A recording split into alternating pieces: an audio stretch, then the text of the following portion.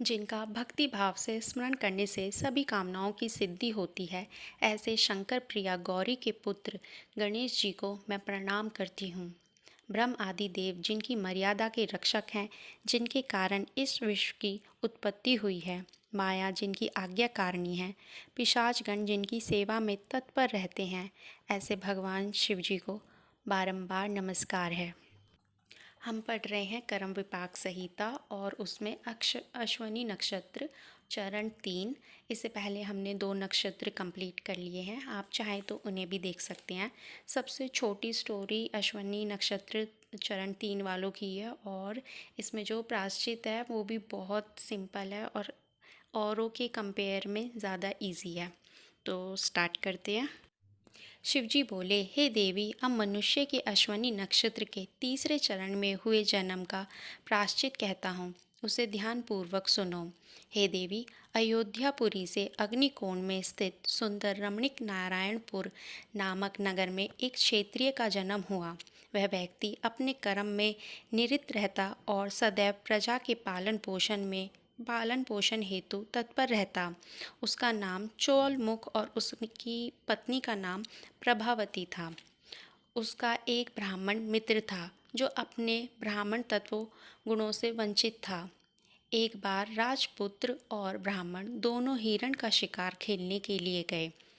हे देवी, वे दोनों मृगों को मारकर घने जंगल में जा पहुँचे और दोनों में मांस बांटने में बहुत अधिक झगड़ा हो गया। हे देवी, उसी कारण अंत में वह दुष्ट क्रोधी ब्राह्मण उस घने जंगल में मृत्युग्रस्त हो गया।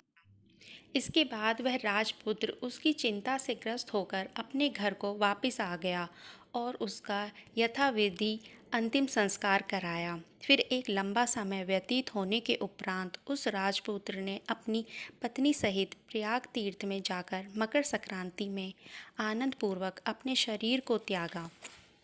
7 युगों तक स्वर्ग में सुख भोग करते हुए अंत में पुण्य क्षीण होने पर उसने मृत्युलोक में धन धान्य से परिपूर्ण जन्म लिया।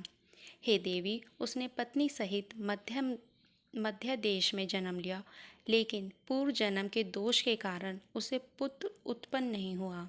ब्रह्म हत्या के परिणाम स्वरूप संतान जीवित नहीं रहती। अब उसके पाप की शुद्धि को कहता हूँ, जिसे उसको पुत्र की प्राप्ति हो।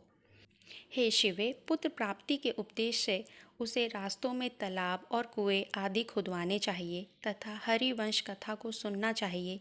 इसी से उसका कल्याण होगा। उसे कई रंगों की गायों का दान करना, तुला दान, स्वर्ण युक्त वस्त्रों का दान करना चाहिए। इससे निश्चय ही वंश वृद्धि होगी। हे देवी, वह स्त्री सुखी तथा काक बांध्य दोष से मुक्त होकर पुत्रवती होगी। जिसकी संतान मर जाती है उसको संतान की प्राप्ति होगी और रोगों का भी नाश होगा। हे देवी, ऐसा करने में तनिक भी विचार नहीं करना चाहिए। तो शिवजी माता पार्वती को कहानियाँ सुना रहे हैं और प्रायश्चित के बारे में भी बता रहे हैं। शिवजी ने कहा है तो ऐसा ज़रूर होगा, इसमें विचार नहीं करना चाहिए। और ये छोटी सी कहानी थी और इसके प्रायश्चित के बारे में। आज के लिए ही इतना ही, हम मिलेंगे दूसरे वीडियो में। तब तक के लिए आप अच्छे कर्म करें, सबकी सेवा करें और सभी के लिए प्रेम भाव रखें। तब तक के लिए बाय बाय।